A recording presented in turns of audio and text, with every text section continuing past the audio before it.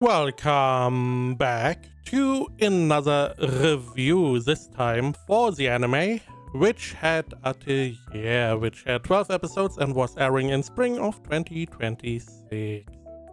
Synopsis on any list.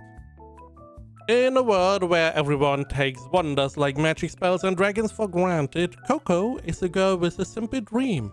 She wants to be a witch. But everybody knows magicians are born, not made.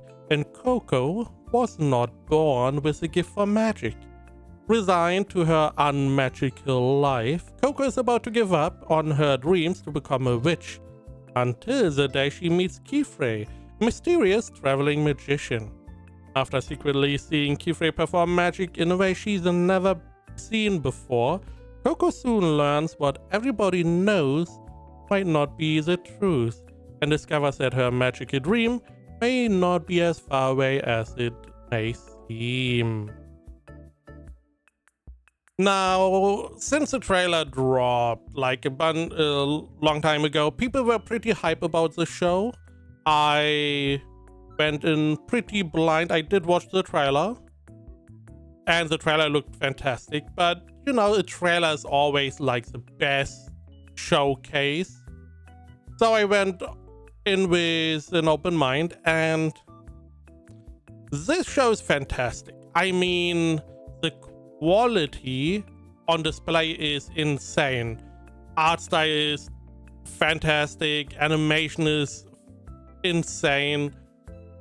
The characters are really likable.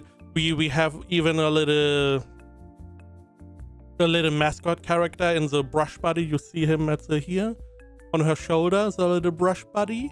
Oh, you look at him, he's so cute. It's fantastic. Not only is the quality amazing, the world is really interesting. Now, in this world, we have witches. Witches are essentially magicians. They can use magic.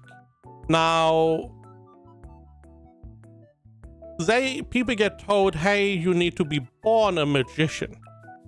That is the only way you can then later on do magic. Now, Coco, our main character in the middle, she wants to do magic. She loves magic. She had a little encounter as a child where someone was showing her the wonders of magic, and she was so infatuated. She just wants to do the same. She wants to do magic, little magic here, little magic there. Now, naturally, because she's not born, as is stated, she can't do that until we have the encounter with Kifrey. Now, this is going to be a little bit spoilery, but it's part of the story. It's very early on. We find out that magic essentially is a casting seal, they are called, which is like a magic circle with some symbols in it, which then produce a magical effect. The only thing you really need to worry about is the ink, essentially, and then you need to know what you need to draw to get an effect. Now, knowing that, theoretically, anyone could do magic, even Coco. Now, after some more story happens, she then becomes a magician apprentice. And that is how the story really progresses. I mean, you can see her in the poster. This is how a witch dresses. They have the little, I guess, poncho or whatever. They have their little hats. This on the left side is Kifrey, on the right side is his friend. And apart from her being the apprentice of Kifrey, we have 3 other apprentices that we get to learn more about as the story goes on. Now, not only is that part interesting, we also get some story. How did this happen? How did we go from everyone can use magic to supposedly only specific? We find out, hey, the magicians or the witches, they have stopped the information about how magic is being handled, and we also find out the reason that there was a conflict, and this was essentially their solution. There are some strict rules around magic that you have to follow to become a witch, And there are people naturally who don't really want to follow the rules. Now, just a side tangent, I feel like that some of these rules we get told, there are some rules that they are like, hey, you need to follow them. One of the rules, as example, it is forbidden to use your spells on people, essentially. So if your spell is directly affecting a person, that is not allowed. Now, if your spell, like, let's say you make a spell that summons a hurricane and a person gets hit by the hurricane, that is fine. But something like they have as example, healing magic counts as forbidden, which is interesting. There are some interesting aspects. Some of these, again, they have some rules you need to follow, and they have some rules how magic is done that they say, as example, you have the casting seal. That is a sigil in the middle, which more or less describes the element. You have signs surrounding, which seems to manipulate how the element is being affected or what it is going to do. And then you finish it off by drawing a circle around. Therefore, essentially a magic circle. As soon as you close the circle, the magic happens. Now, I feel like that is not going to be true. I have no. There's too many instances where these three parts that supposedly are always needed. There are too many instances where it seems like some of these are not fulfilled and the spell still works. But that is just a side tangent that I feel like. But this is another great part of the show. If you pay attention, and the show does explain well, not everything, but a little bit here and there, you can know whenever you see one of these casting seals, these magic circles, you can essentially have a good guess what it is going to do. Because you have like the sigil, you can then identify, okay, it's going to be fire element. This is one of the basic spells.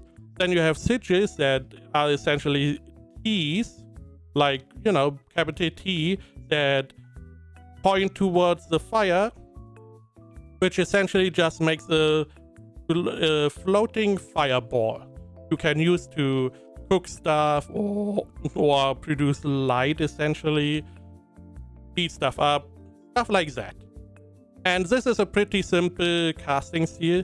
However, now okay, this is the sigil of fire. These signs essentially push the fire into one single point, which then makes this floating fireball. On the other hand, you can turn the T around and then it would try to disperse the fire, as far as I know. And it is really nice that someone sat down and was like, okay, I want a logical magic system. Not like, oh, it's magic and, it just happens and it's a feeling and, you do some chanting and it's going to happen. No, we have these casting seals and you can identify the element. You can identify the signs, which are then going to manipulate the element, and you can guess what is going to happen. We had this, I'm not going to spoil anything about later on, don't worry. But later on, we had like an example of two people essentially having a similar effect with different casting seals, which is really interesting. And you can identify what each of them did. And naturally, the animation also showcased that. You just needed to pay a little bit attention and you saw, oh, okay, this is how this spell affected it. This is how this spell did affect the surroundings. The result, essentially the same, but how we got there, totally different. And that is really, really great. This is, I feel like, one of the great parts of the show, that you have a really, I say, like, sophisticated, well thought out system for the magic itself. Additionally, to the good story, to the good quality of the animation, this good magic system, we also have very likable characters. Naturally, they are all somewhat, most of them are somewhat happy-go-lucky. Now, the only character I have a problem with is Ergot. Still a little bit, because it never seemed like she was really sorry, or it didn't never felt like she was. She gave us a nice little sorry. The reason doesn't really matter. Just watch the show. I mean, quite honestly, there's no reason not to watch it. Keyfrey is interesting. There's some stuff going on with him naturally. The blackhead is a black one. Now, Keyfrey is outside essentially, and he has a witch atelier. And he has all these apprentices. Now, to stop him from doing some bullshit, he has someone who is going to watch him. That is his friend, the one in the black suit. Now, he's very standoffish. However, even though he's very standoffish, he seems, you know, pretty nice overall. He does try to follow, you know, what he needs to do. It's essentially his job to watch over Keyfrey and his apprentices and report if something goes amiss.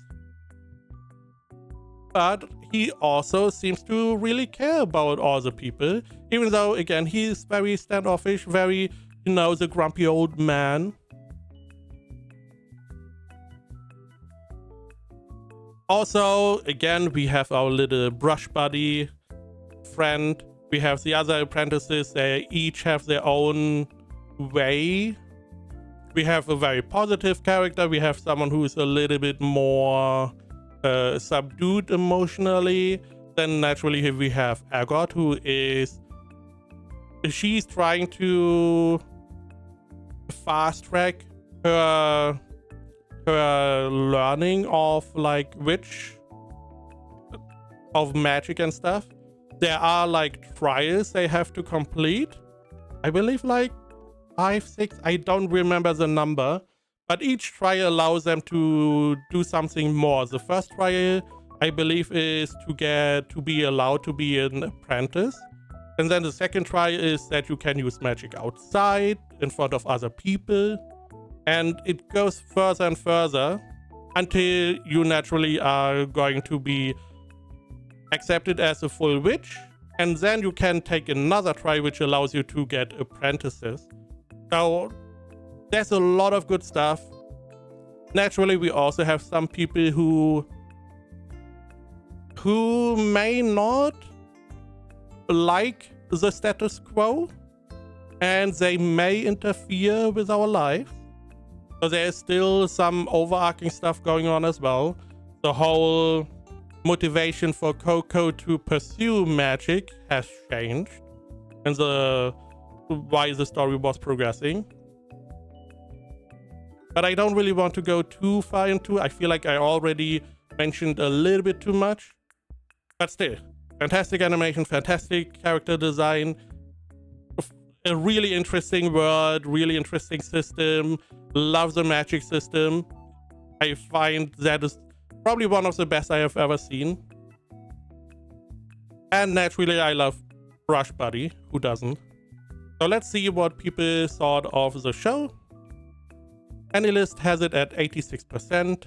My Anime List has it at 8.74 with 35,000 users, which is like, I mean, you can't get better endorsement. If you go over like an 8 with like 30, I mean, a lot of people enjoyed it. This is the manga. The anime has only an 8.66 with 85,000 users, which is an even stronger endorsement. I was wrong. I'm sorry. I would just say, my personal opinion, it's a 10 out of 10. I mean, this is, for me, a 10 out of 10. Just to clarify, I would recommend this unasked. You don't need to ask me, hey, what should I watch? This is a, hey, you should watch it. Don't ask me. Don't question it. This is just one of the shows that is fantastic. Now, here at the end, a little caveat. Did not like the ending. But other than that, fantastic.